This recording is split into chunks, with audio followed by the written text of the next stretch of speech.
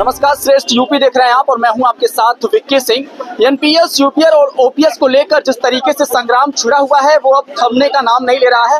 गोरखपुर में हमारी मौजूदगी है और मेरे पीछे ये हुजूम देख पा रहे होंगे।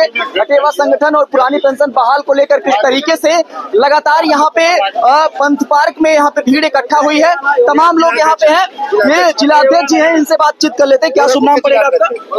मेरा सर नाम रमेश कुमार भारती है। हम उत्तर प्रदेश पंचायती राज ग्रामीण सफाई कर्मचारी संघ के जिलाध्यक्ष हैं। तो क्या कुछ अभी फिलहाल सरकार का आश्वासन मिल पा रहा है और सरकार क्या ओपीएस को लेकर सॉफ्ट कॉर्नर अपना रही है? सरकार अभी आपने देखा कि बैक फुट पे आई है। एनपीएस से यूपीएस सरकार लाई है। कर्मचारियों को निश्चित रूप से हमें विश्वास है कि सरकार ओपीएस लागू करेगी। अगर लागू नहीं करेगी तो 2027 में सरकार की अब आगे इससे हम नहीं आपको बता सकते। आप मीडिया बंधु हैं, आप समझ सकते हैं कि कर्मचारी लामबंद है।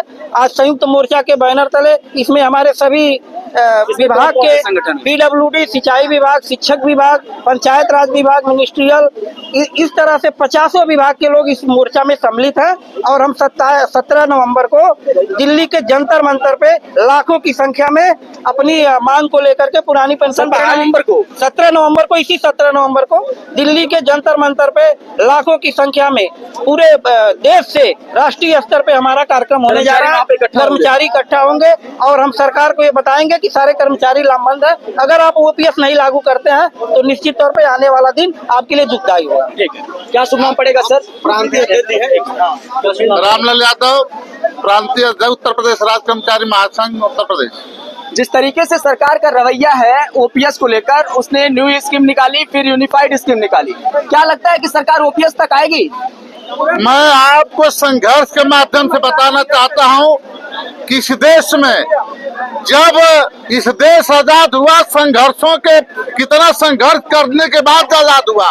मैं आपके माध्यम से कहना चाहता हूं सरकार को कि संघर्ष से हम लोग ओपीएस पुरानी पेंशन बहाल कर रहेंगे, नहीं संघर्ष हम लोग का जारी रहेगा।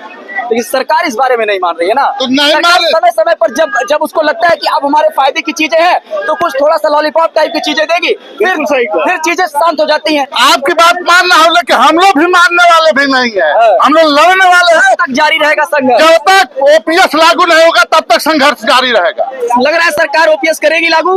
एकदम करेगी। एक हम लोगों का आंदोलन जब से शुरू हुआ है, पहले 10% था सरकार का, 10% मेरा था। अब 14% सरकार का। दूसरा पहलू फिर हुआ कि डेथ के बाद पुरानी पेंशन का लाभ सारे कर्मचारियों को मरने के बाद मिलता है। दूसरा संशोधन, तीसरा संशोधन एनपीएस से यूपीएस किया। अब हम लड़ाई लड़ रहे हैं कि हमको ये सब चीजें नहीं, केवल ओपीएस चाहिए। कौन कौन से लोग इसमें शामिल हुए हैं इस वाले में? इसमें कम से कम 30-40 विभाग के लोग शामिल हुए। 30-40 विभाग के लोग शामिल? हाँ, शामिल हुए 30-40 विभाग। मतलब सारे कर्मचारी एक साथ हैं? कुछ लोग बहक रहे हैं लेकिन वो भी समय पर साथ आने वाले हैं।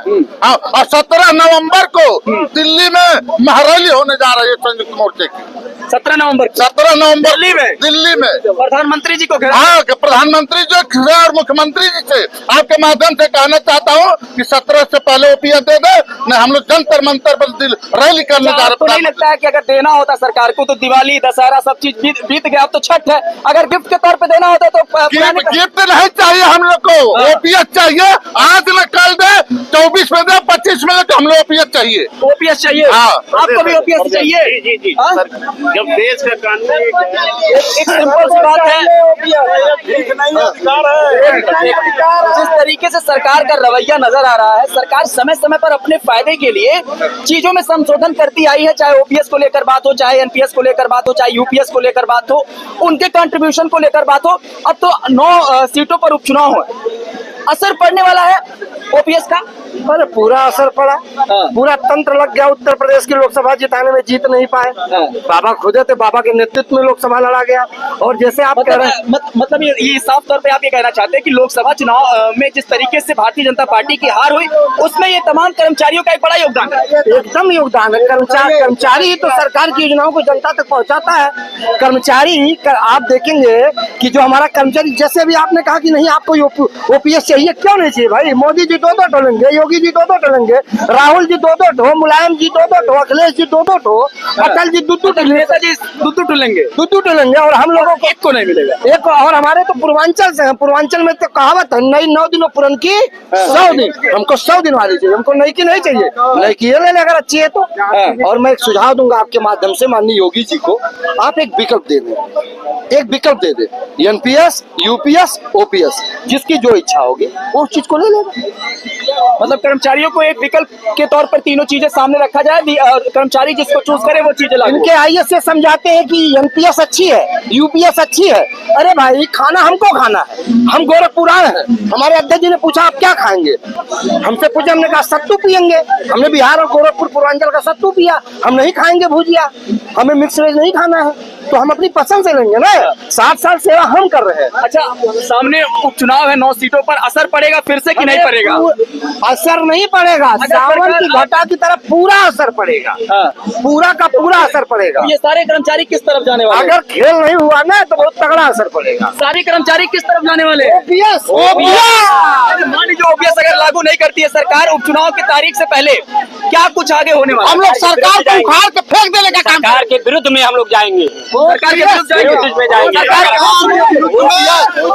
तमाम लोग हैं और तमाम कर्मचारी है, इसमें तकरीबन 40 विभाग के कर्मचारी हैं और इनका साफ तौर पे कहना है कि अगर जो है इनकी पुरानी पेंशन बहाल नहीं होती है तो ये जंतर मंतर के 17 तारीख को कुछ भी करेंगे। श्रेष्ठ यूपी के लिए मैं विक्की सिंह, गोरखपुर। यूपी की हर खबर देखने और उनसे अपडेट रहने के लिए हमारे चैनल श्रेष्ठ यूपी को सब्सक्राइब और लाइक करें, साथ ही बेल आइकन को दबाना ना भूलें, जिससे हमारे हर वीडियो की जानकारी आप तक पहुंचती रहे।